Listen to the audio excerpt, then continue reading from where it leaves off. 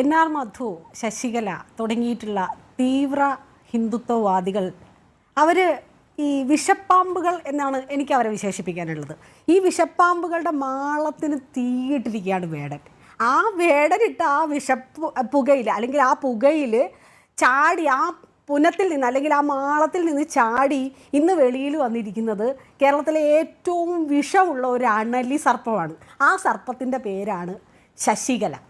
ശശികല എന്തുകൊണ്ട് വേടനെ എതിർക്കുന്നു? ശശികല എന്തുകൊണ്ട് വേടന് നേരെ നമുക്ക് കേട്ടാൽ അറയ്ക്കുന്ന രീതിയിലുള്ള വാക്പ്രയോഗങ്ങൾ നടത്തുന്നു എന്നുള്ള ചോദ്യത്തിൻ്റെ ഉത്തരം അവരുടെ ഉള്ളിലെ ജാതീയതയാണ്. വേടൻ യഥാർത്ഥത്തിൽ തീയിട്ടിരിക്കുന്നത് സവർണ സാംസ്കാരിക ദേശീയത എന്ന് പറയുന്ന അവരുടെ പ്രത്യയശാസ്ത്രത്തിനാണ്.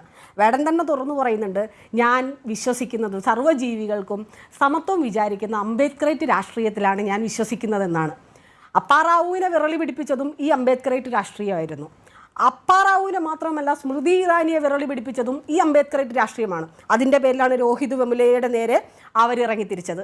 അതേ പ്രത്യയശാസ്ത്രം തന്നെയാണ് ഇന്ന് വേടനെതിരായിട്ടുള്ള ഇത്തരത്തിൽ പ്രത്യയശാസ്ത്രപരമായിട്ടുള്ള ആക്രമണമായിട്ട് അവരിറങ്ങിത്തിരിക്കുന്നതിൻ്റെ പിന്നിലുള്ള അജണ്ടയും വേടൻ്റെ രാഷ്ട്രീയം എന്തെന്നുള്ളത് തന്നെയാണ്. അല്ലെങ്കിൽ തലപ്പാവ് വെച്ച് വില്ലുവണ്ടിയിലേറി വന്നത് ആരെന്ന് ചോദിച്ച് ആയിരക്കണക്കിന് പതിനായിരക്കണക്കിന് മനുഷ്യരെ കൊണ്ട് അയ്യൻകാളി എന്ന് ഏറ്റുവിളിപ്പിക്കുന്നതിൽ എന്ത് വിഘടനവാദമാണ് ഇവർ കാണുന്നത്?